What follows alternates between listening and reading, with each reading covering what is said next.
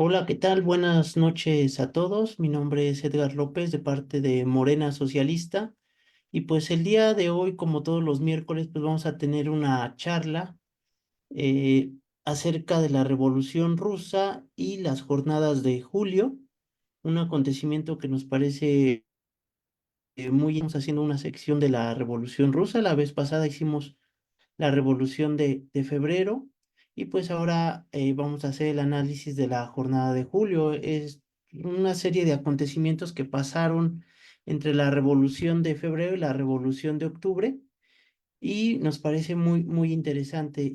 Nuestro compañero Gil Mayorga pues va a dar el día de hoy la introducción del tema. Y no sin antes recordarles a todos los compañeros que nos siguen, pues es importante que nos apoyen dándole like a este video, compartiéndolo, comentando también. Es importante que puedan apoyarnos de esa manera. También tenemos nuestro canal de YouTube, donde también subimos nuestros contenidos y también lo pueden ver de manera permanente. También les hacemos la invitación pues, a que se suscriban al canal, le den me gusta. También tenemos nuestras redes sociales bueno, en Facebook, en YouTube, en X, y tenemos una página de internet, morenasocialista.org.mx, donde también subimos artículos de análisis políticos, tanto de teóricos como de Morena. Entonces, pues en general eso es lo que le hacemos la invitación. Si les gusta este contenido, es muy necesario pues apoyar y difundirlo para que más compañeros pues se enteren de que se está haciendo este tipo de formación marxista. Y pues bueno, ya sin más, pues yo creo que ya le cedo la palabra a nuestro compañero Gil Mayorga para que pueda darnos una pequeña reseña acerca de lo que es las jornadas de julio y pues más adelante pues abrimos una ronda de participaciones. Pues adelante, Gil. Sí, gracias y buenas noches. Buenas noches a todos que nos están escuchando. Precisamente lo que trata esta sesión, la Revolución Rusa, en una etapa diferente, ¿no? Las jornadas de julio, como mencionas.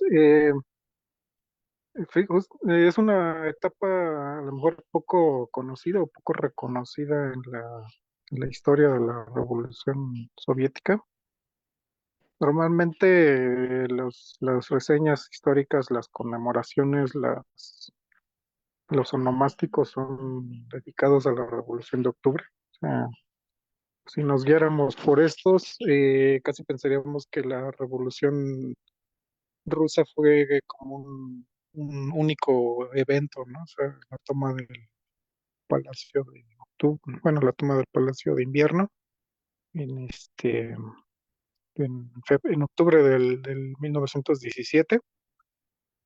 Y básicamente el ascenso al poder de los bolcheviques y pues luego una guerra civil y la instauración de la Unión Soviética.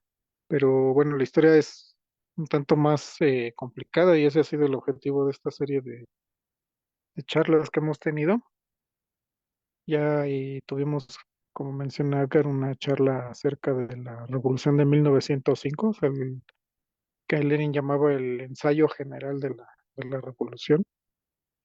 La Revolución de Febrero, que es realmente cuando los zares pierden el poder en el Imperio Ruso. Pero, ¿qué ocurre, no? O sea, entre febrero, la caída del zarismo, o por lo menos a nivel formal y en el términos de las cabezas de los reyes, de los emperadores, y entre ese febrero y octubre, ¿no? O noviembre del calendario gregoriano, o sea, ¿qué pasó en todo ese tiempo? Fue un tiempo en que básicamente se designa, por ejemplo, le llaman el periodo del doble poder, ¿no? O sea, cuando caen los zares se establece un gobierno provisional, pero que es contrapunteado por la formación de soviets, por la formación de consejos populares, asambleas de la población rusa, y que digamos, se constituyen como en verdad las verdaderas fuentes del poder de la revolución, son asambleas permanentes que están debatiendo y que en realidad son los órganos que el pueblo reconoce como la cabeza del poder del Estado en Rusia. Pero los soviets pues son o están constituidos por elementos muy dispares, o sea, lo mismo están los socialistas, los mencheviques, los socialistas revolucionarios y los bolcheviques, entre otras facciones aún más a la derecha, ¿no? Los demócratas constitucionalistas, etcétera.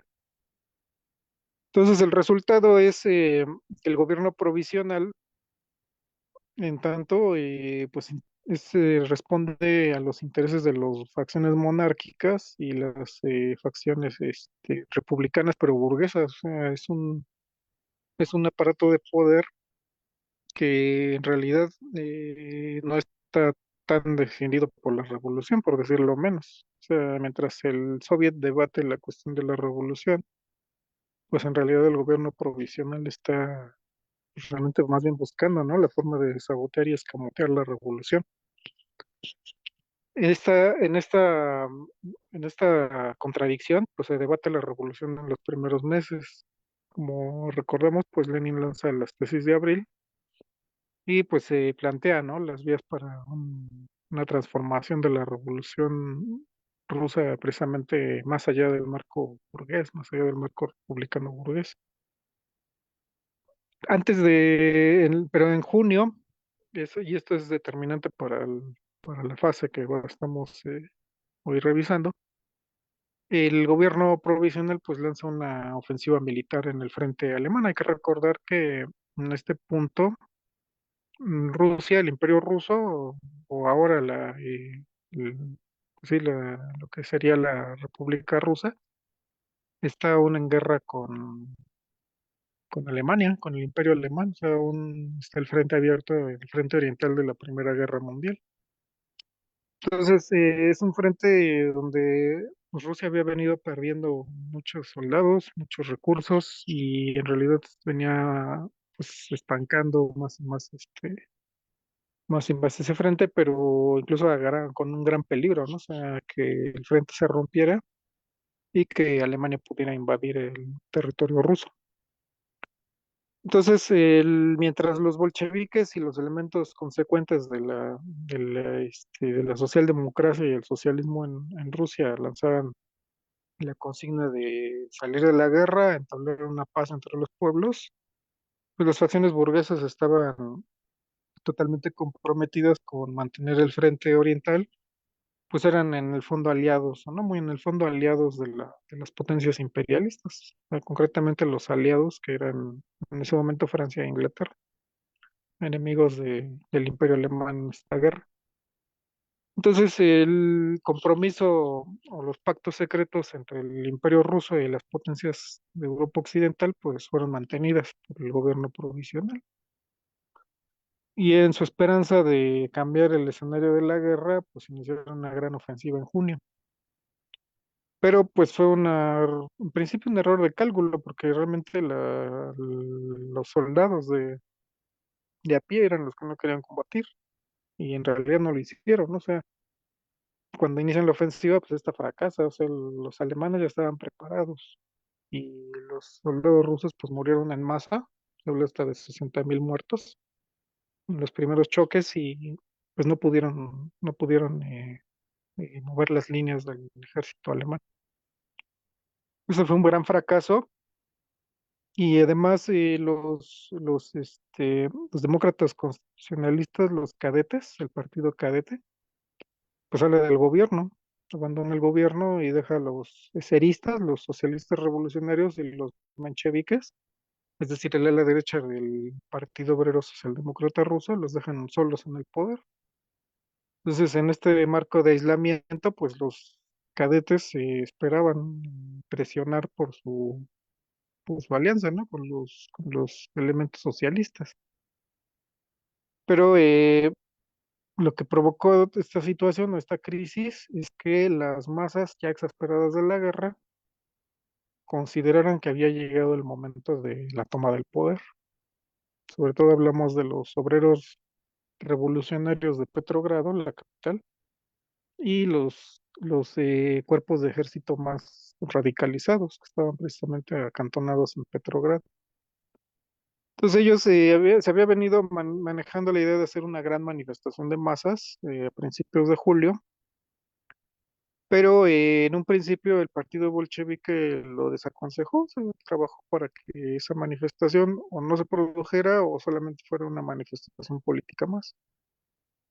Y eso hubo un gran debate porque muchos elementos posteriormente a los hechos pues acusaron a los bolcheviques de haber instigado a los obreros, haberlos arrojado contra los soviets y contra el gobierno provisional y después haberlos dejado abandonados. Y eso pues realmente no va con los hechos. O sea, está comprobado que lo que hicieron los bolcheviques fue desalentar primero las movilizaciones porque precisamente consideraban que eso iba a provocar una reacción del gobierno provisional y cuando ya no pudieron impedirlo debido a que las masas estaban realmente exaltadas por todo lo que había ocurrido en los meses previos, pues entonces decidieron organizarlo, pero siempre encauzándolo a una movilización pacífica, desarmada, y que solamente hiciera acto de presencia frente a las sedes de los gobiernos, el gobierno provisional y los soviets. Entonces se llega al día de la marcha, que fue entre el 3 y el 4 de julio, pero empezó con provocaciones, o sea, los elementos de corte anarquista pues llamaban a la toma del poder ya y entregarlo a los soviets y los agentes de derecha, cosacos y policías pues montaban provocaciones, o sea, tiroteaban a la manifestación, se atrincheraban, etcétera. Entonces ahí hubo víctimas, hubo persecución, hubo enfrentamientos.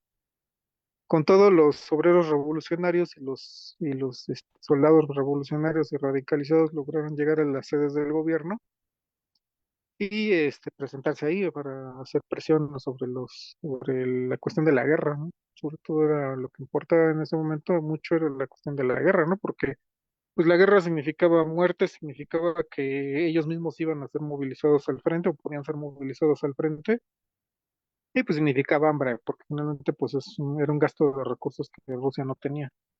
Entonces la cantaleta nacionalista burguesa del gobierno provisional, donde ya despuntaba Kerensky, que estaba en el frente, pues entonces pues no era más que pues, encadenar a los obreros, ¿no?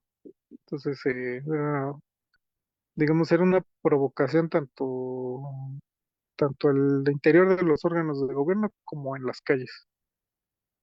Entonces, pero las manifestaciones simplemente quedaron desarmadas. O sea, los bolcheviques decidieron, pues, no era el momento, pero ¿por qué? O sea, la pregunta vino mucho después, la respuesta también. La cuestión es que en ese momento los obreros revolucionarios y los soldados los radicalizados y revolucionarios podían haber tomado los órganos de gobierno, habían movilizado decenas de miles de obreros de las fábricas como la inmensa Putilov, habían movilizado los regimientos más poderosos, que eran los de la Marina de Kronstadt, y podían haber tomado las instituciones del gobierno. ¿Por qué no se hizo? ¿Por qué no se tomó el poder en julio? La respuesta va en el sentido de que, aunque hubieran tomado el poder en la capital, en Petrogrado, la revolución no necesariamente habría tenido la misma respuesta en el resto del país. O sea, aún tenía que trabajarse más en las localidades y en Moscú y en otros lados para poder tener una respuesta acorde a lo que ocurría en Petrogrado. Es decir, adelantar los sucesos en Petrogrado podría haber significado, como de hecho se observó después, pues una derrota en el resto del país. Entonces no estaba maduro la posición de los bolcheviques en el resto del país. Ya estaba un ascenso bolchevique muy marcado, es decir, ya las votaciones y el balance de los soviets ya se estaban orientando netamente al crecimiento del partido bolchevique. Ya había muchos simpatizantes nuevos, estaba creciendo, en franco crecimiento, pero todavía no habían alcanzado el nivel suficiente como para asegurarse que el poder pasara realmente al partido bolchevique, es decir, el partido comunista.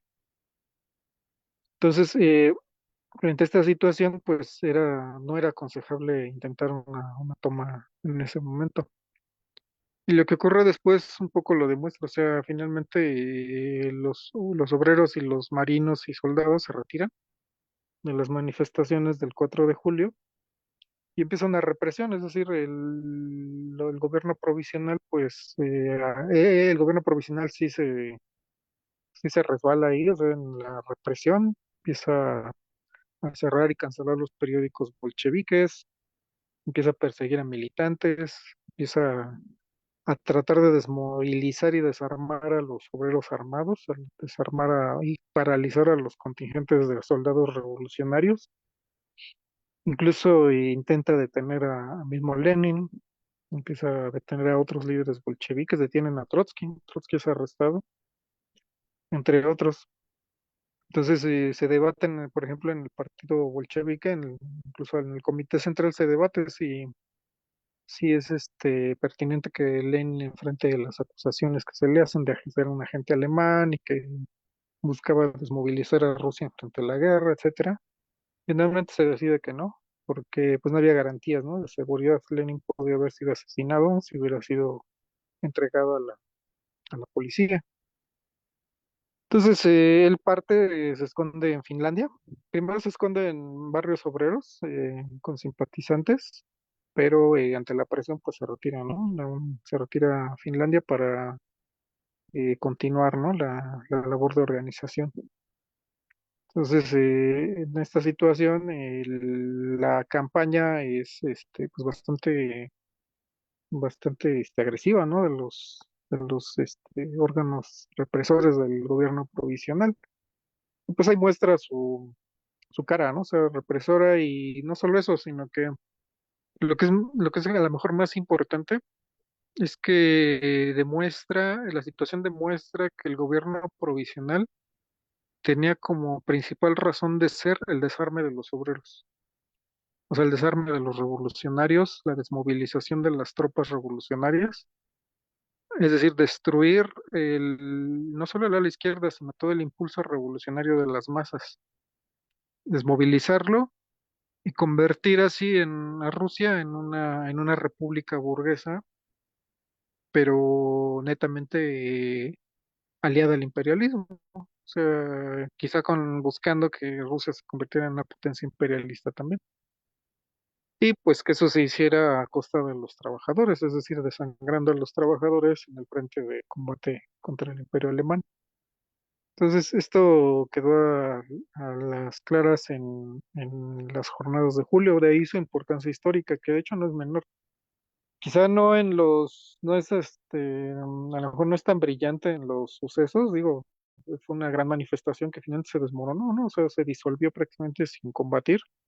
Los obreros tuvieron que atrincherarse o refugiarse y los líderes fueron dispersados. O sea, quizá no es una jornada que parezca tan brillante, pero en su obra Tres Crisis, Lenin la caracteriza de una forma clara, es decir, él escribe que la Revolución Rusa se parte en dos en las jornadas de julio, es decir, todo lo que se había observado, las tendencias políticas y la lucha que se había observado desde febrero, tiene su desenlace el 4 de julio. Es decir, en ese momento ya no hay una solución, digamos, pactada, consensada o debatida con la derecha dentro de la misma revolución, lo que hace la herencia de la revolución de febrero. A partir de ahí, a partir de las jornadas de julio, dice Lenin, la solución es plenamente revolucionaria, es decir, es la toma del poder. No vale ya la consigna de todo el poder a los soviets, en el sentido de que esos soviets, o sea, los soviets que llegaron, el que legó febrero, pues ya no operan, ya no sirven, ya son apéndices de la política imperialista y contrarrevolucionaria. Dice Lenin, tendrán que ser ya otros soviets para que esa consigna vuelva a surtir efecto, pues tendrán que ser ya otros soviets diferentes, es decir, soviets que realmente respondan a a las movilizaciones de las masas revolucionarias. Es decir, para Lenin, y es curioso, ¿no? O sea, porque estamos hablando de que el partido bolchevique es golpeado y dispersado en apariencia, y sin embargo Lenin está pensando ya en las vías de la toma del poder. Es decir, para él se abren los caminos históricos, ¿no? Más allá de la coyuntura. Y así se organiza el sexto congreso, es parte del, digamos, el cierre, ¿no? De este momento histórico, pues es el congreso del Partido Obrero Socialdemócrata Ruso bolchevique. Y ahí lo que se va a definir es eso, ¿no? O sea, ya no vamos a encontrar como una polémica tan, digamos, controvertida como como estaba, como se dio en las tesis de abril, sino que ahora el partido bolchevique pues está más consciente de la situación. O sea, ya no hay tantas vacilaciones. Las habrá en el momento de la toma del poder, desde luego, ahí tiene su historia, pero para todos es claro que la coyuntura histórica pues ya se palmó con la histórica, ¿no? O sea, la coyuntura y la historia ya están en esa dirección. O sea, el gobierno provisional ya es frente a todos el gobierno incluso con elementos socialistas y mencheviques, pues ya es el gobierno del imperialismo, ya es el gobierno de la clase terrateniente y capitalista ruso. Y hay que recordar que todavía andaba por ahí el zar, o sea que un gobierno de derecha hasta podría haber coqueteado, ¿no? Con una monarquía constitucional que no era, es una idea que no podía haber sido abandonada en unos pocos meses, ¿no? O sea, Rusia tenía frente a sí la perspectiva de un retorno a formas ya superadas en febrero y o avanzar hacia formas nuevas, ¿no? Un contenido revolucionario y que eso lo veremos ya en octubre. Entonces, de ahí viene la importancia, ¿no? De este periodo histórico que conduce a las jornadas de julio. Entonces, solamente lo resumiría en esa expresión de Lenin, ¿no? En el folleto de tres crisis, que pues es el parteaguas, ¿no? Es el punto de quiebre después de febrero. Y realmente lo que él se refiere es el punto de quiebre entre febrero y la toma del poder. Entonces, pues yo dejaría ahí aquí esta introducción y pues devuelvo el micrófono. Gracias. Pues gracias, Gil, por esta, introducción del tema. La verdad es que es, muy interesante. Yo creo que vamos a hacerlo aquí como dinámica de charla. Yo creo que aquí, por ejemplo, habría que comentar para los compañeros que nos siguen, porque a lo mejor muchos preguntarán, ¿y esto qué tiene que ver con Morena o con lo que estamos viviendo aquí? Y pareciera que dentro de sus análisis ellos creen que no tiene nada que ver. Pareciera que es como si una revolución de otro planeta o de otro sistema, cuando realmente las formas transicionales pues tienen muchos parecidos. Obviamente cada país tendrá sus particularidades en cuestiones de lugar o de tiempo, pero en términos generales hay muchas similitudes. Por ejemplo, cuando cae el zar, pues cae el zar a partir de un movimiento espontáneo de las masas, que ya lo habíamos comentado en febrero. Ningún grupo revolucionario o nadie que se queriera estar al frente o grupo revolucionario fue el que tumbó al zar. Finalmente fueron las masas las que tumbaron al zar a partir de una manifestación del Internacional de las Mujeres, un 8 de marzo, que en ese momento era en febrero, con el otro calendario. ¿Qué hacen las masas cuando tumban al zar? Pues le dan el poder a Kerensky. Kerensky era, pues sí venía de una fracción de izquierda, digamos, socialista, socialdemócrata, como se podría llamar en aquel entonces. Pero hay que recordar que Rusia era todavía un sistema feudal, o era un sistema feudalista completamente. O sea, tenías al zar ahí en persona y con toda su familia gobernando. Se habían abierto espacios como la Duma, que era como una especie de sistema parlamentario, pero pues todavía no se llegaba a los sistemas de democracia burguesa o regímenes parlamentarios como en Europa. O sea, todavía había mucho atraso. Entonces, ¿qué ocurre cuando se dan estos periodos revolucionarios? Pues solamente hay dos alternativas: o te posicionas del lado en este caso del sistema capitalista y intentas implementar una democracia burguesa o te posicionas del lado de una posición revolucionaria. En el caso de Kerensky, Kerensky se quiere situar entre ambos en algún momento, ¿no? O sea, sí está del lado de la revolución, él ha crecido durante mucho tiempo del lado más de la izquierda y de la disidencia, ¿no? De la oposición, pero no quiere adoptar métodos revolucionarios, o sea, lo que él quiere es adoptar métodos de la democracia burguesa. Tampoco está al 100% con los capitalistas o los imperialistas, que eran los que llevaban a Rusia a la guerra, pues así, en donde estaban en la Primera Guerra Mundial. Entonces se queda intermedio. O sea, siempre va a haber personajes que se queden en el punto como intermedio, tratando de conciliar a las clases, que de hecho yo creo que tiene mucho que ver dentro de Morena o la situación que vive México en la actualidad. O sea, no están una serie de oposición que no está de acuerdo con digamos, con el régimen neoliberal, pero tampoco está de acuerdo con hacer una revolución socialista. O sea, se queda en ese punto intermedio, como lo hace Morena. ¿Qué va a ocurrir en determinado momento? Que fue lo que le ocurrió aquí quizá a Kerensky. Em, pues que la gente, bueno, aquí hay que recordar que a lo mejor este era un periodo abiertamente revolucionario. Aquí en México, a lo mejor el periodo, estamos como en un periodo pre-revolucionario, si lo quisiéramos definir así, o en un, sí, estamos abiertamente en un proceso revolucionario, quizá abiertamente, a lo mejor en la actualidad nuestros procesos duran más, son un poquito más extendidos, pero va a llegar momentos en que se pueden dar esas condiciones. Por ejemplo, en Rusia, pues tuvieron que vivir una revolución de 1905, fallida, que fue una antesala para esto. A nosotros nos tocó vivir aquí un fraude electoral del 2006, que fue muy, de cierta forma, muy reciente, pero fue un acontecimiento, pues, que cimbró las conciencias de muchas personas aquí en México.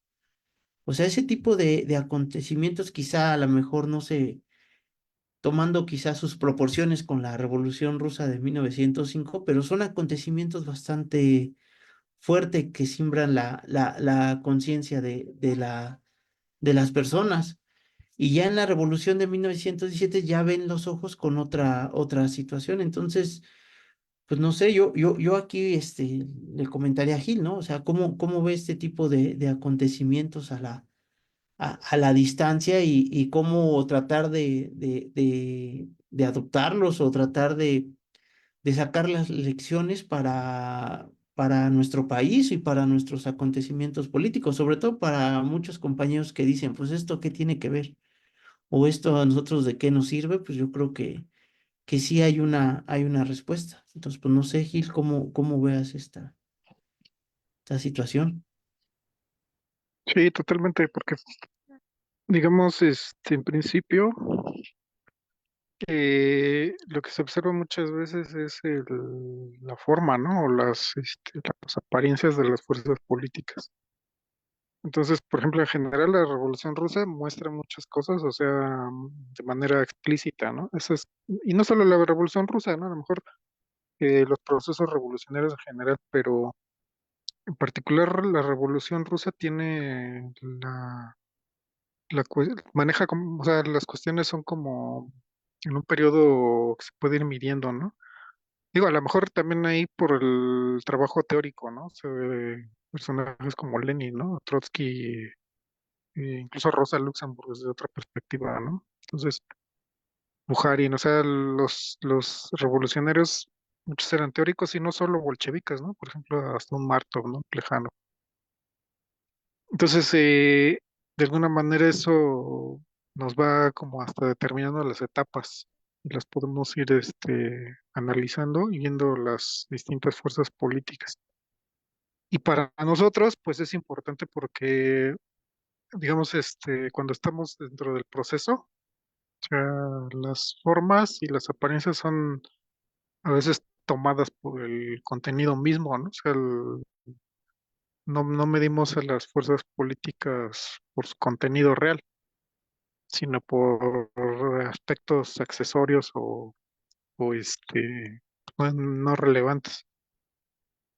A lo mejor, pero como mencionas, hay ciertos procesos, como por ejemplo lo fue el 2006, ¿no? O sea, mucha gente se dio cuenta de la naturaleza de ciertas fuerzas políticas, ¿no? En este caso, por ejemplo, el panismo, lo que significaba históricamente el panismo, porque el panismo, antes de 2006, incluso antes de 2000, se había vestido de demócrata de derecha, ¿no? O sea, era comparable a un partido demócrata constitucionalista, ¿no? O sea, la derecha buena, ¿no? La derecha democrática, la derecha incluso a veces radical.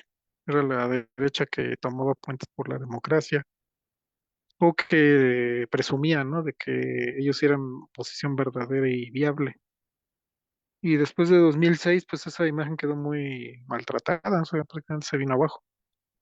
Y aunque van a gobernar otros 6 años, pues lo van a hacer en declive, o sea, realmente en un proceso de declive, porque así como en las jornadas de julio, digamos, la elección de 2006 no es comparable, que pues ahí mostraron, ¿no? Que eran ellos, primero, pues no eran verdaderos demócratas, ¿no? Sino que eran, pues, la otra cabeza del régimen, la cabeza, digamos, opositora del mismo régimen priista. Y por ejemplo, en el caso de los panistas, pues tuvieron que gobernar, ¿no? Tuvieron que tomar el Estado, la cabeza del Estado, el gobierno, y pues mostrar, ¿no? Que lo suyo no era las masas, ni sino usar a las masas, así como los eseístas, mencheviques, cadetes, todos estos partidos, ¿no?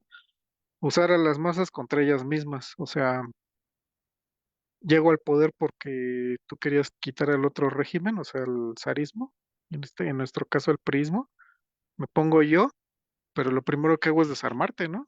O sea, aquí en México quitarte el voto. En Rusia, pues fue quitarle, era el impulso o la necesidad de quitarle las armas, ¿no? A los obreros. Quiere quitar el voto y después amordazarte y imponerte una guerra civil prácticamente, ¿no? La guerra al narco. Entonces, así como allá en Rusia era, pues le impusieron al pueblo la guerra con Alemania, ¿no? Aquí en México nos impusieron la guerra al narco. Y no solamente los panistas, porque hay que recordar la guerra al narco venía de antes, pero con los panistas sí se exacerbó, ¿no? O sea, se llevó a un nivel ya intolerable.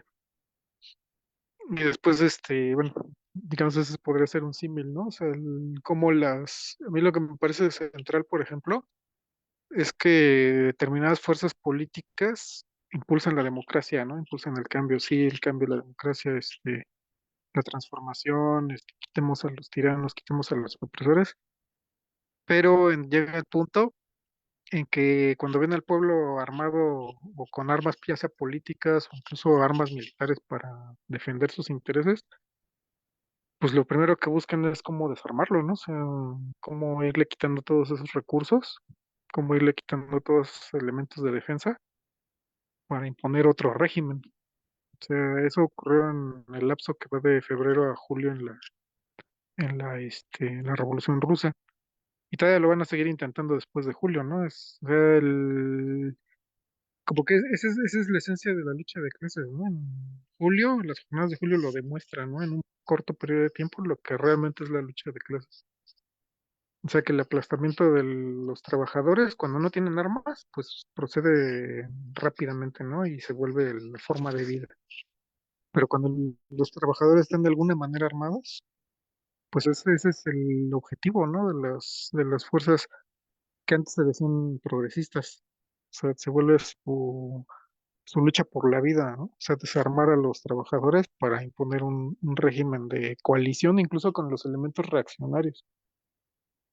Entonces aquí en México podemos ver, eso ocurre en la Revolución Mexicana, desde luego, pero también en los procesos donde las masas se empiezan a mover, o sea, ya hablemos del 68, 71, hablemos de las jornadas por lucha por la democracia en los 80s, luego la cuestión zapatista en los 90s, en las jornadas de 2006, o sea, si vemos esos plazos, esos periodos, pues la lucha de las distintas fuerzas, obviamente las gubernamentales de derecha, ¿no? Pero también las fuerzas que supuestamente son progresistas, como supuestamente era el PAN y el PRD luego, pues más bien es al revés, ¿no? O sea, ellos buscan la manera en que sí impulsan hasta cierto punto a las masas, pero después ya es frenarlas, ¿no? O sea, ya es frenarlas, e irlas despojando. Incluso ya en este punto, pues, podríamos decir que muchos sectores de Morena están en esa tarea, ¿no? De desmovilizar y controlar, ¿no? El impulso democrático, democratizador de las masas, irlo frenando, instrumentarlo hasta cierto punto y después frenarlo para pues, ya construir otro régimen. Entonces, pero esa es la esencia de la lucha de clases, ¿no? Los puntos álgidos de la historia, la razón de ser y la vida misma de este tipo de partidos y gobiernos, pues se vuelve la desmovilización de los trabajadores. Y precisamente, a lo mejor en el caso de la revolución bolchevique, pues lo que no pudieron o no contaron es que pues estaba un Lenin, ¿no? Y estaba un partido bolchevique, y estaba ahí en un partido bolchevique fogueado, y que volcó ese prestigio, ¿no? Para precisamente que evitar que los partidos izquierdistas, entre comillas, pues cumplieran su tarea histórica. Y eso sería, digamos, las jornadas de octubre, que bueno, ya serán otro tema, pero pues más o menos así lo veo. Sí, y Y te bueno, debo el micrófono.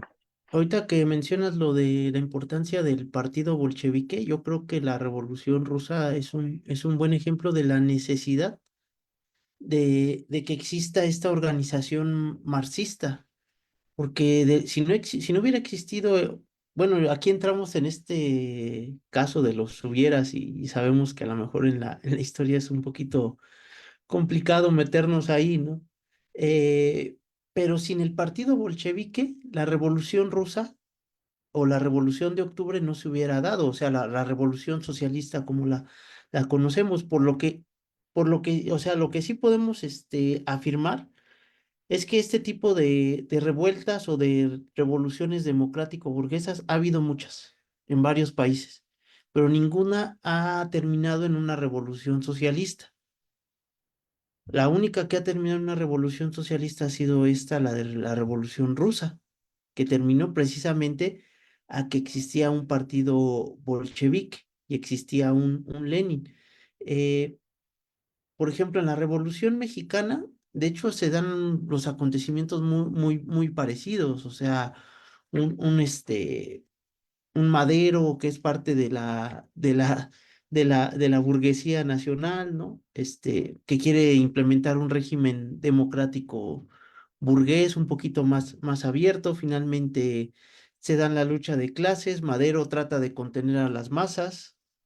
O sea, las masas estaban en efervescencia, trata de contener a las masas, no puede, viene un victoriano, Huerta, ¿no? A hacer un golpe de Estado. En la Revolución Rusa, pues también hubo un intento de golpe de Estado con Kornilov en agosto, precisamente porque Kerensky, pues no podía darle solución a las demandas de la Revolución, rusa, como aquí Madero, que no podía darle, solución a las demandas de la Revolución, o sea, la cuestión de la tierra, pues a Zapata nada más lo traía vueltas y vueltas y pues simplemente no resolvía la cuestión de la tierra. Entonces, Madero, pues lo que buscaba era, pues sí, llegó por el impulso de las masas, pero ya cuando llega, trata de contener, lo mismo que sucedió con Kerensky, incluso se llegan a cuestiones de represión. Kerensky ya se comentó aquí que buscaba incluso el desarme y el buscar a los bolcheviques para encarcelarlos,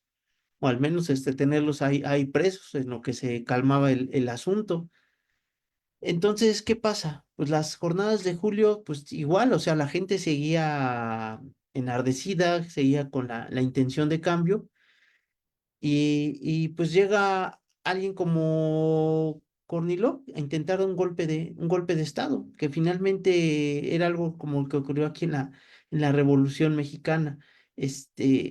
Aquí en la Revolución Rusa, pues, ¿qué hacen los bolcheviques? Pues obviamente buscan parar el intento de golpe de estado de este general, Kornilov, porque pues no es lo mismo tener a Kerensky, que es un político demócrata burgués, si lo podemos poner de esa forma, a tener a un dictador militar abiertamente capitalista, o sea, no es lo mismo, o sea, en una dictadura militar, pues, de plano te mataban, y al menos en el régimen democrático burgués de Kerensky, pues al menos te metían a la cárcel, o sea, era como elegir, ¿no? Las dos opciones. Finalmente, los bolcheviques, pues no les queda de otra que frenar el golpe de estado de Kornilov, para después, entonces, ir, con Kerensky a disputarle el poder. Eh, Aquí la importancia del partido bolchevique, ya lo comentaba Gil, los bolcheviques no hicieron un golpe de Estado, porque en la historia burguesa es lo que nos quieren hacer creer, que los bolcheviques llegan, toman el Palacio de Invierno, y ya a partir de ahí toman el poder. Y eso no es tan así, o sea, realmente tú llegas, yo llego aquí a mi ayuntamiento con 30 personas y tomo el ayuntamiento, pues no me voy a mantener ahí, o sea, a lo mejor lo puedo tomar una noche, pero al otro día, si la población no está de acuerdo, pues la misma población te lo va a quitar, o el mismo aparato burgués te va a quitar de ahí. Entonces, eso era lo que decía Lenin, o sea, ¿de qué sirve que nosotros tomemos el poder en julio, cuando todavía no tenemos el respaldo de las masas? Cuando todavía el aparato capitalista no nos va a quitar. O sea, el problema no era tomar el poder porque había efervescencia. El problema ahí en julio era mantener el poder o conservar el poder. O sea, si tú, las masas no te respaldan, ¿de qué sirve tomar el poder? O sea, esto es algo importante que Lenin, pues hizo énfasis, y la teoría marxista hemos hecho énfasis. O sea, no es que un grupito de comunistas tome el poder, sino lo que buscamos es que las masas tomen el poder, que es una cuestión completamente diferente. ¿Cómo empezaron a ganarse las masas, para la revolución, socialista? De entrada, pues, Lenin lo que menciona en las tesis de abril, que yo creo que ahí fue fundamental, que era la consigna de todo el poder al soviet. Lo que dice Lenin es, pues sí, ustedes tumbaron al zar con una movilización y le dieron el poder a Kerensky y a esta socialdemocracia burguesa. ¿Y qué hizo esta socialdemocracia burguesa? Pues le regresó el poder a los mismos, políticos de siempre, un poco como lo que hace Morena aquí en México, que las masas le dan el poder a Morena, y Morena se lo da a los antiguos expriistas y espanistas. O sea, una situación ahí más o menos, similar. Esto siempre son como cuestiones o leyes que ocurren dentro de las revoluciones. Y recuerdo muchas así, muchos ejemplos, ¿no? O sea, las masas hacen la revolución, toman el poder, le dan el poder a ciertos dirigentes, que se ponen al frente, y a estos dirigentes se los regresa a la clase política de siempre. Entonces, ¿qué es lo que hace Lenin con las tesis de abril? Pues les dice, oye, pues si tú hiciste la revolución a las masas, pues entonces ustedes quédense con el poder. Esa era la consigna de las tesis de abril, pero no era suficiente. No era suficiente, habría que ganar a las masas con otro tipo de consignas. Y las consignas de Lenin no era, pues vente a la revolución socialista o vámonos a las armas, ¿no? La consigna de Lenin era esta famosa paz, pan y tierra. O sea, que el gobierno de Kerensky nos dé paz, pan y tierra. O sea, no pedimos ni cuestiones socialistas, ni del Estado, ni nada. Paz, pan y tierra. ¿Por qué? La paz era la situación de la guerra. O sea, finalmente Rusia estaba metido en una guerra que no le correspondía, donde nada más enviaban a soldados a morir, obreros a morir. Entonces, ¿para qué quieres mantener una guerra donde tú no ganas nada, como las masas? O sea, las masas que ganan en una guerra, nada. Kerensky no quería terminar la guerra, o no podía, o nada más le estaba dando vueltas. Entonces, la consigna de la paz, pues ahí estaba. Pan, pues también, o sea, la gente se moría de hambre, o sea, estaban gastando el dinero del gobierno en financiar la guerra cuando la gente no tenía ni para comer. Entonces, era la otra. Y la otra consigna, pues era la cuestión de las tierras, que ya se había manifestado, incluso aquí en la Revolución Mexicana, igual fue, ¿no? La cuestión de Zapata con la tierra. Kerensky igual, no daba solución al problema de la tierra. Entonces, con estas consignas, el partido bolchevique se gana las masas y va empujándolas hacia la toma del poder. O sea, fue un periodo de todo un año que se trabajó, pero sin el partido bolchevique, la revolución de octubre, pues no se hubiera llevado a cabo. O sea, eso yo creo que la misma historia ya nos ha dado varios ejemplos de que no concluye. Incluso en la revolución alemana de 1918, no solamente había soviets de obreros en las fábricas, en la Revolución Alemana había soviets de soldados, o sea, soldados amotinados en soviets. Incluso estaban en un grado todavía muchísimo mayor que en la Revolución Rusa. Y en Alemania los destacamentos de obreros eran pues más, o sea, era más proletarizado el asunto en Alemania. O sea, era un país industrial. Rusia con trabajos tenía nada más una que otra ciudad industrializada, pero Alemania tenía el proceso todavía más avanzado, pero no pudo triunfar la revolución socialista en Alemania porque no existía un partido bolchevique. O sea, tenían a un Lenin en Alemania, que era Rosa Luxemburgo y Karl Liebknecht. Eran dirigentes a la altura de Lenin y Trotsky, pero no triunfa la revolución alemana porque no existía el partido bolchevique. Y la revolución, por ejemplo, rusa, pues tenía el partido bolchevique, no era un partido masivo, hasta ese momento era un grupito de alrededor de 8,000 afiliados al partido bolchevique, digamos, al inicio de la Revolución de Febrero, y que de 8,000 pasa a medio millón a la Revolución de Octubre, o sea, todo ese proceso que se da. Entonces, pues yo ahí te regreso la palabra y pues dejar esto, o sea, la importancia del partido bolchevique y cómo van ganando las consignas para ganar a las masas, no con consignas socialistas ni revolucionarias, sino con consignas, incluso hasta democrático-burguesas, pero que el mismo régimen no les va a dar solución. Entonces, ¿cómo ves ahí, Gil? Sí, claro, y es pues es una cuestión central porque finalmente las luchas de los bolcheviques antes de la revolución muchas veces fueron cuestiones intrapartido, ¿no? O en la interacción de los socialistas. Digo, aquí cabe hacer el paréntesis y recordar que el partido bolchevique era, digamos, un ala, ¿no? Del Partido Obrero Socialdemócrata Ruso. O sea, originalmente era un solo partido, o sea, cuando se formó a principios del siglo XX, era el Partido Obrero Socialdemócrata Ruso. Y pues a raíz de los conflictos que habían tenido, pues se había escindido en dos alas. Pues tenemos la bolchevique y la menchevique. Entonces ahora los mencheviques estaban en el poder. O sea, ellos eran parte de la fracción dominante en los soviets. Después de todos esos años, habían hecho intentos de reunificar el partido, no se había logrado. Entonces, en los hechos esperaban como dos partidos separados de partidos obreros socialdemócrata ruso, que era una forma de decir partido comunista. Hay que recordar que la socialdemocracia en el siglo XIX pues es lo que hoy llamaríamos partido comunista. Y había una socialdemocracia alemana, francesa, etcétera, y rusa en este caso. Entonces, el partido comunista de derecha, entre comillas, algo muy raro, pero era parte de los soviets, parte dominante de los soviets, y pues estaba a favor del, del partido burgués, ¿no? De los partidos burgueses, incluso de los socialistas revolucionarios, ¿no? Que era otro partido ruso, y que era el partido mayoritario al comienzo de la revolución. Que no hay que olvidar eso, también el partido llamado Serista, o socialista revolucionario, y finalmente el bolchevique, que era digamos, el ala izquierda, ¿no? Del obrero socialdemócrata ruso.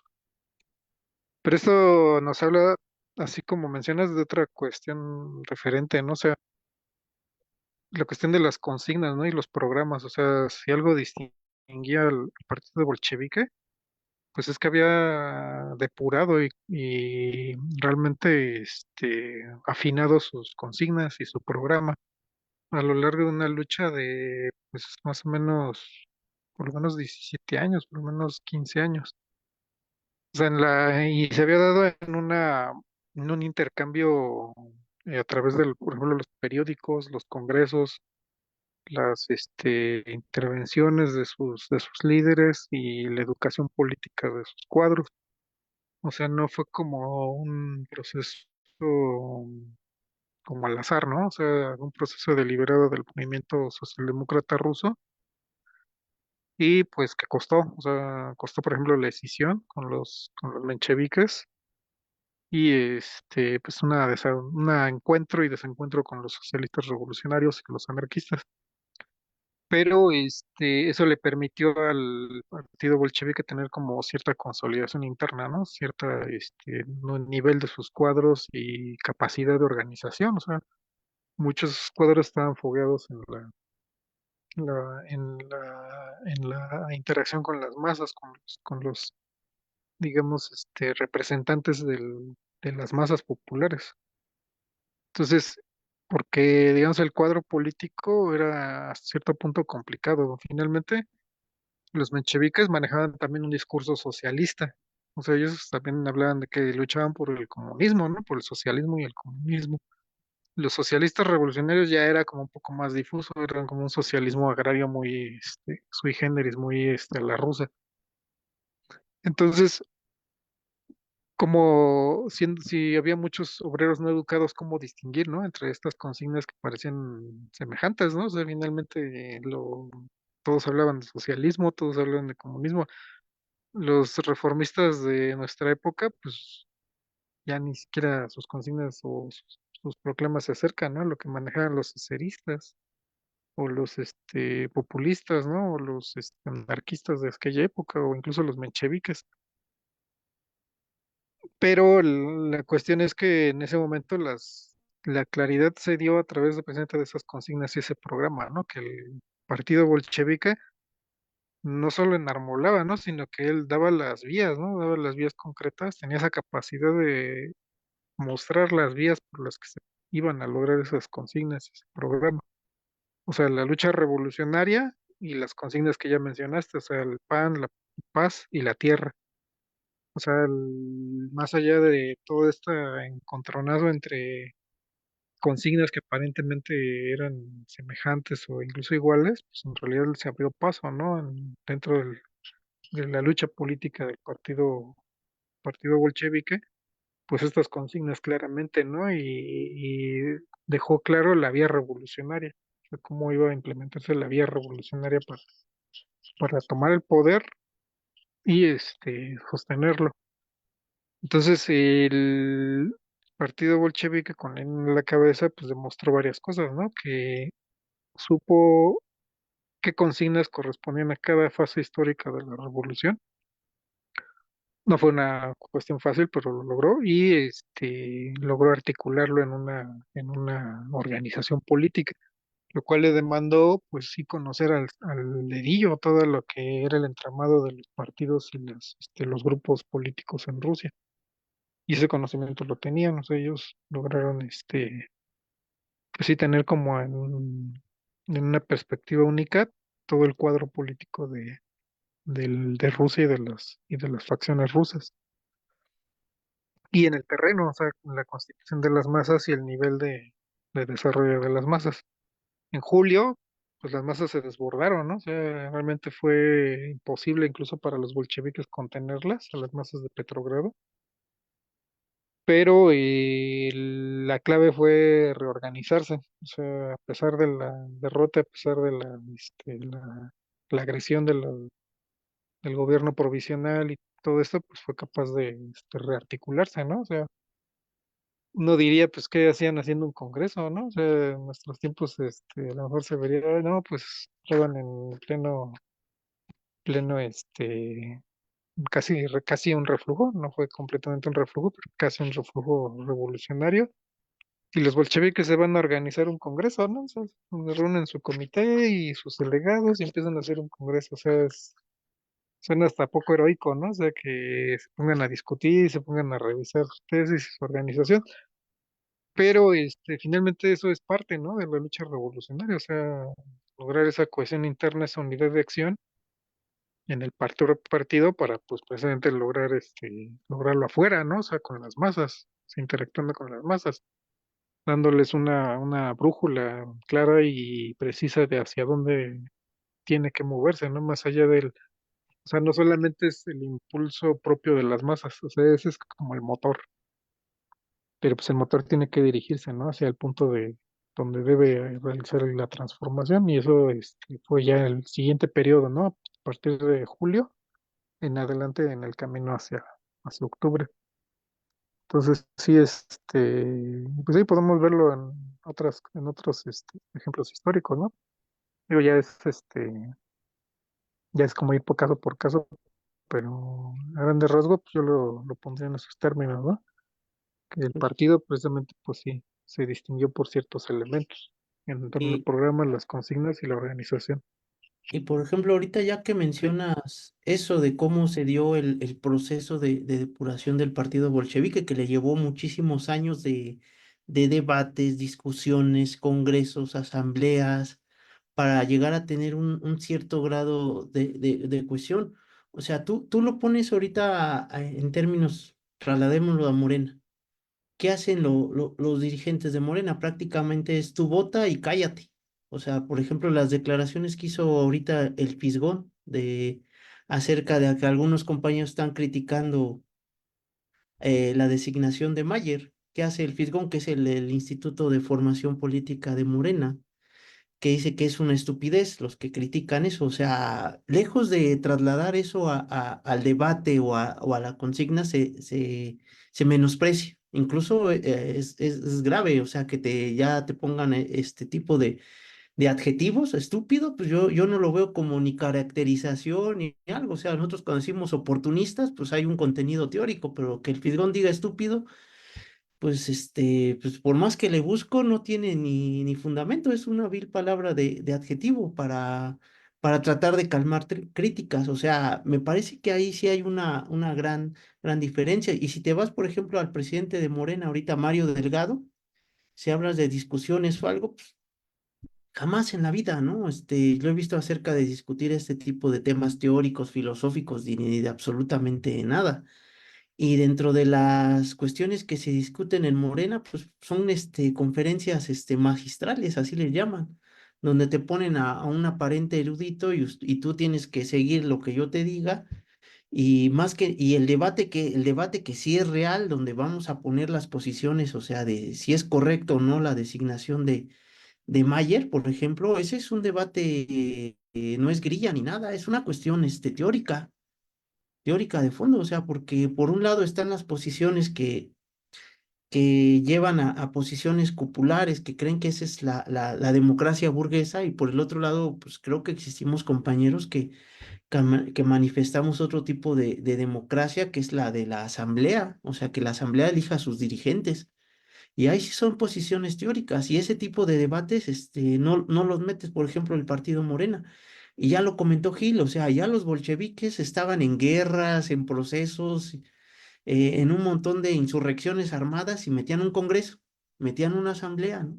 Y aquí los de Morena te la largan, te dan vueltas y no quieren. O sea, me parece que ahí hay una serie de ejemplos históricos de la necesidad de adentrarnos en este tipo de discusiones teóricas. O sea, evidentemente a los burócratas que están en el poder, pues no les conviene que la militancia discuta o que se meta a discutir esos temas. O sea, como ya lo comenté, para la élite política es tú vota y cállate.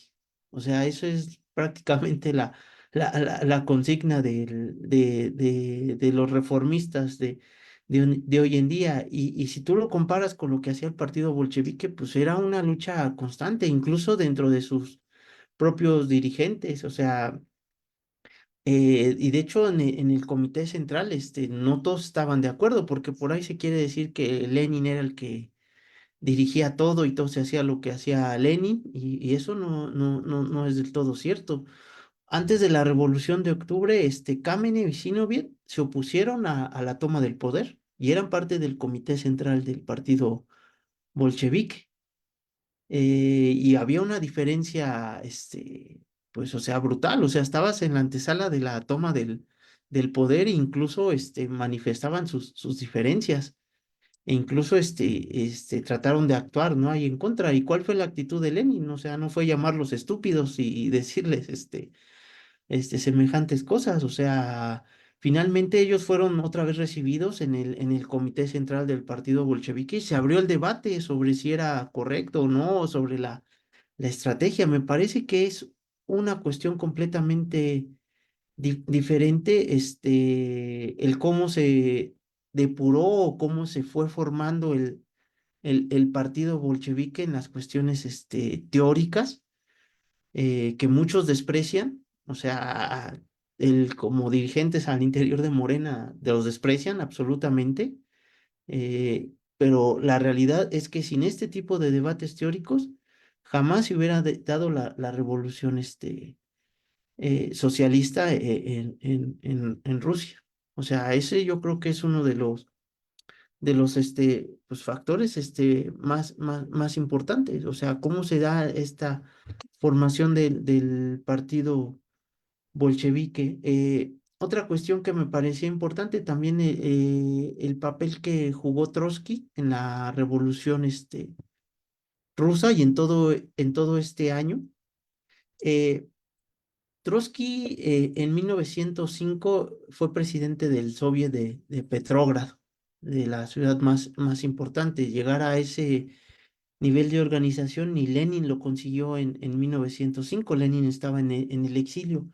A raíz de eso, pues Trotsky se vuelve, pues muy, muy, muy popular, dentro del movimiento. Cuando estalla la Revolución de Febrero, pues Trotsky regresa desde Estados Unidos, también te avienta una travesía así como la de Lenin, que regresó en tren. Trotsky le toca regresar por ahí en barco, lo detuvieron. El chiste es de que ya cuando regresan, pues Lenin y Trotsky son vistos como tipo, pues héroes, ¿no? O sea, de que son dirigentes exiliados, vienen aquí a apoyar la revolución. Trotsky, incluso con su gran nivel de popularidad, pues demuestra que, o se demuestra que sin el partido bolchevique, pues no se hubiera llevado a cabo la revolución, socialista. Y de hecho Trotsky lo entiende y se integra al partido bolchevique.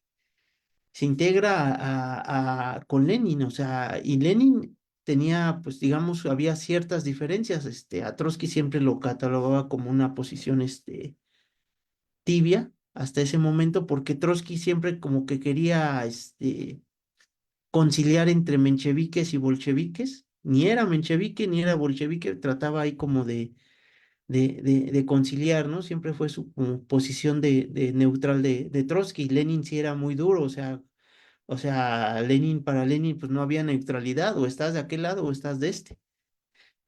Cuando Trotsky llega, a pesar de toda su popularidad que tenía en el Soviet de Petrógrado, se da cuenta que no es suficiente, que era necesario una organización como la del partido bolchevique para llevar a la revolución socialista. Y es ahí cuando se integra al partido bolchevique, y la situación con Lenin es completamente diferente a lo como se nos quiere hacer ver. O sea, Lenin, pues lo acepta, se integra al comité central. O sea, no se integra a una célula, se integra al comité central del partido bolchevique, y desde ahí se va, perfilando la toma del poder. O sea, con la influencia de masas de Trotsky y la organización del partido bolchevique, pues era lo que daba, precisamente. Eso era lo que quería mencionar. Y otra cosa que quería, comentar, no sé si todavía de un poquito de tiempo. Estos argumentos los he escuchado dentro de la propia izquierda con algunos socialistas. Y dicen que, por ejemplo, pues que la revolución rusa, pues tenía que seguir la línea de la revolución democrático burguesa, que ese era casi casi como su destino o su camino a seguir. Lo que hace Lenin es adelantar el proceso y saltarse a la revolución socialista, o al menos iniciar las tareas de la revolución socialista. Entonces muchos compañeros, yo le he escuchado este argumento, dicen que pues que no tendríamos que habernos adelantado el proceso, o que Lenin no tendría que haberse adelantado el proceso de la revolución socialista, que no estaban dadas las condiciones, y que finalmente esto pues lleva a la degeneración política de la Unión Soviética. O sea, que al no haber condiciones maduras para una revolución socialista, al no haber todavía ejércitos de proletarios, porque todavía era un país campesino, se, se, se adelanta o se adelanta al proceso de la revolución socialista, y esto trae las consecuencias. O sea, no sé ahí cómo ves, Gil, esta situación, si era necesario esperarse a la revolución democrática burguesa con Kerensky, pasar todo el proceso del régimen parlamentario burgués democrático, o si la actuación de Lenin era la correcta, o sea, de irnos directamente a la revolución socialista, que no se fueron a la revolución socialista. Lo que hace Lenin es hacer las tareas de la revolución democrática burguesa que Kerensky no podía resolver. Es lo que hace Lenin, pero dándoles la visión socialista. Entonces, pues no sé, ahí pongo dos cuestiones, no sé cómo ves ahí, Gil. Sí, justo, sí, algo de lo que mencionas precisamente, otro de los factores de las jornadas de julio es la unión de Trotsky al partido bolchevique ya de manera abierta y formal. O sea, se incorpora ya en el Congreso, precisamente fue el sexto Congreso, inmediatamente después de las jornadas de julio. Y había otro personaje que pudo haber hecho también, cargado su peso en favor, ¿no? De la revolución, era Marto. O sea, Marto pues, estuvo en desacuerdo con las represiones, pero pues no se unió. O sea, ahí como que hay un contraste, ¿no? Entre las posiciones de Trotsky y de Marto. O sea, Marto también era un socialista importante, o sea, era uno de los líderes mencheviques, pero era como de una fracción llamada internacionalista, que era más afín a los bolcheviques, incluso quizá al mismo Trotsky, pero por lo menos a los bolcheviques. Entonces, pero él no, se decidió seguir su camino con los soviets, también como que ahí se ve como el formalismo, ¿no? Puede pesar, o sea, no tener flexibilidad ni ni salir como un tanto de los esquemas, ¿no? Se fue como el problema de Marto, que en sí mismo no era necesariamente un mal elemento, pero pues tampoco dio el salto, ¿no? A ser un verdadero, revolucionario.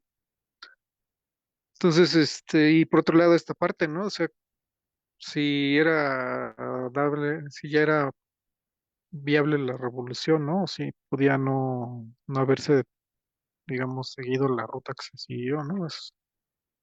Digo, eso es como el material del debate, ¿no? Y creo que lo fue desde el mismo momento, ¿no? De que se tomó el poder. Ya lo era. O sea, ya había un debate presente, eso era el debate de los mencheviques, ¿no?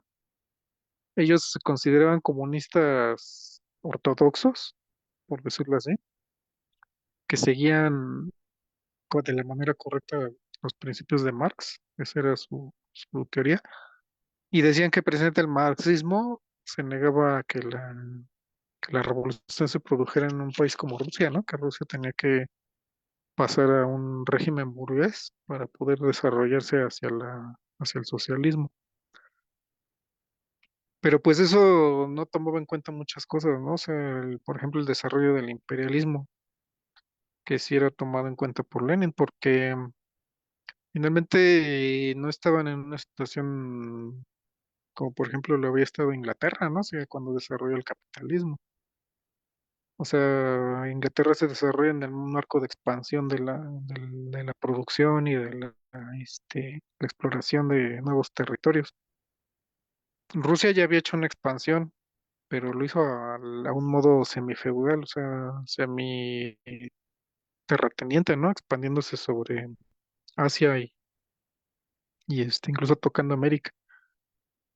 Entonces, el hecho es que en ese momento no estaba Rusia en una situación estándar, estaba en medio de una guerra. O sea, las consignas del partido bolchevique Pan, Paz y Tierra son las consignas se refiere a salir de la guerra, se refiere a repartir los territorios de las tierras en manos de los latifundistas y se refería al bienestar de la población. Entonces, bajo la vía que se había establecido por parte de los poderes, digamos, burgueses, pues no contemplaban nada de esto. O sea, la política burguesa en ese momento era seguir la guerra hasta el último ruso, que las masas lo pagaran, o sea, hasta el último pan, hasta el último pedazo de pan, y toda la tierra para los terratenientes, ¿no? O sea, que se volviera incluso a esquema, bueno, a situaciones anteriores, ¿no? O sea, repartirse tanto a los campesinos rusos como las tierras que pudieran conquistar, ¿no? O sea, a los territorios ya conquistados y otros que esperaban que las potencias de Europa Occidental les repartieran. O sea, finalmente el zarismo había entrado en la guerra para apoderarse de los estrechos de Bósforo y Dardanelos en la actual Turquía. O sea, quería apoderarse de la salida del Mar Negro para llegar al mar Mediterráneo directamente sin atravesar territorio turco. Esa era acabar de repartirse Polonia y otros territorios. Entonces, la cuestión era si si esas promesas se iban a cumplir, ¿no? Y si Rusia tenía la fuerza para reclamar concesiones. Y es bien difícil, o sea, como ya mencionas, pues no se puede decir el hubiera. Nada más podemos hacer como que de alguna manera una indagación, digamos, un poco especulativa, pero con algún fundamento, de que primero Rusia no tenía la capacidad para ganar la guerra. Esperaba todo de que las potencias de Europa Occidental lograran doblegar al Imperio Alemán. La situación en el campo era explosiva. O sea, los campesinos por sí mismos hubieran estallado en una ola de anarquía. Y finalmente los obreros, que ya eran una fuerza importante, aunque no mayoritaria, pues también estaban estallando su revolución. Si no hubiera sido por la vía, si todas estas luchas no hubieran causado en la revolución soviética, en la revolución socialista de octubre, pues hubieran, digamos, pues quizás reventado incluso el país en muchas pequeñas guerras civiles y una ola de destrucción que hubiera prolongado mucho tiempo. Entonces, y que probablemente se hubiera beneficiado a las otras potencias, o sea, Europa Occidental y Alemania. Incluso ellos podrían haberse aliado para repartirse Rusia como un botín común. Y a costa siempre de los trabajadores. O sea, no hubiera, es difícil decir, y yo creo que a lo mejor ni los historiadores burgueses podrían decir, que una revolución puramente capitalista en Rusia hubiera arrojado un país próspero y poderoso. O sea, eso es como muy difícil de establecer. Al final, si la vía socialista se afirmó es porque era la vía en la que precisamente estaba marcada por los acontecimientos. O sea, la fuerza revolucionaria de los campesinos, de los obreros y la situación internacional también. O sea, digamos que el bolchevismo, entendido como la revolución socialista de octubre, no están fuera de la historia. O sea, no son como ellos mencionan, ese golpe de suerte, ¿no? Que le dio el poder a algunos revolucionarios, sino que era, digamos, el camino trazado por toda la lucha de clases, no solo en Rusia, sino incluso a nivel mundial y europeo. Y esto se puede resumir en la tesis de Lenin, ¿no? Del eslabón más débil.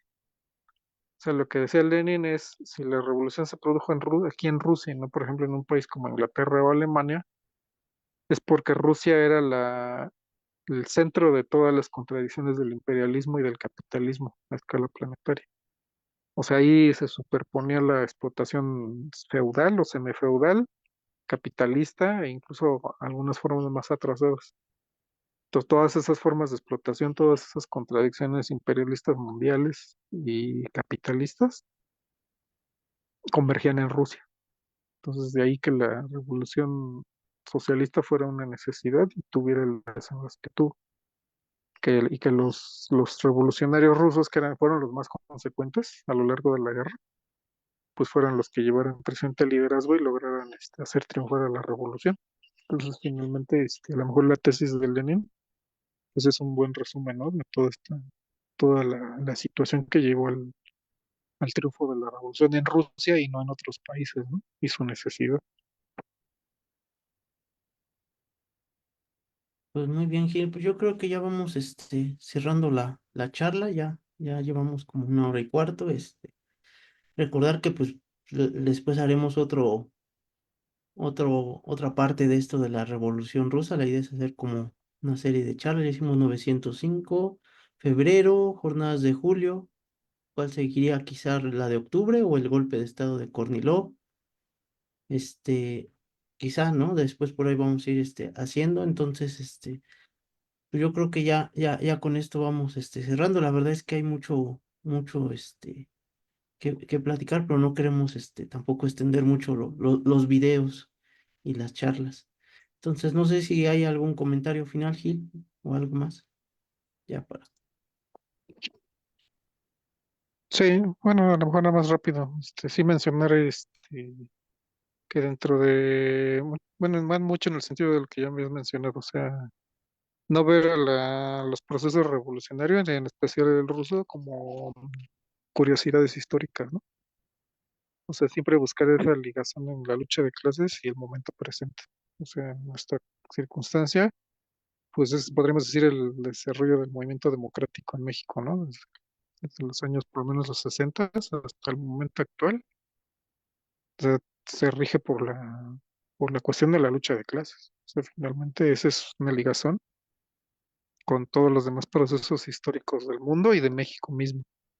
Y por eso es importante el estudio de la Revolución Rusa, la revisión, la discusión, la formación de círculos que lo revisen, que lo estudien, que lo analicen, porque si algo nos ofrece la Revolución Rusa es como esos resúmenes, ¿no? O sea, esa exposición así explícita de lo que significa la lucha de clases, cómo se desarrolla y hacia dónde se mueve. Y es una enseñanza como que, pues, muy importante para todo movimiento democrático y en nuestro momento no es la excepción. Pues sería nada más eso. Y ya pues darle las gracias a los que nos escuchan. Pues muy bien, Gil. Pues yo creo que ya con esto vamos despidiéndonos. Hay que recordarles a los compañeros que nos siguen que nos puedan apoyar dándole like al video. Denle like al video, no les cuesta mucho y puede servir para seguir difundiendo y otros compañeros conozcan las charlas, compartan, comenten, sugerencias, todo eso es muy importante que se vea la interacción en el video. Entonces, si no le han dado ahí nada, pues por favor, cualquier cosita es importante para romper estos algoritmos de Facebook que muchas veces te ponen videos bastante ociosos y sin importancia y este tipo de videos pues lo relegan a otro plano. También pues recordarles que tenemos el canal de YouTube, Morena Socialista, también suscríbanse al canal, ayúdenos incrementando las suscripciones, igual no les cuesta nada darse una vuelta por el canal de YouTube y pues darle suscribirse al canal y darle un me gusta. Visite nuestras páginas de morenasocialista.org.mx. Ahí también tenemos artículos cotidianamente. Pues aquí estamos en contacto en el Facebook. Tenemos también un grupo de WhatsApp. Aquí por el Facebook nos pueden contactar y los agregamos al grupo de WhatsApp para estar en coordinación con más compañeros que se reivindican socialistas aquí en México, que ya sea que militen o no en Morena, pero pues todos estamos aquí metidos en esta lucha de clases. Y pues yo creo que ya con esto nos despedimos. Pues bueno, buenas noches, compañeros, a todos y estamos en contacto. Buenas noches.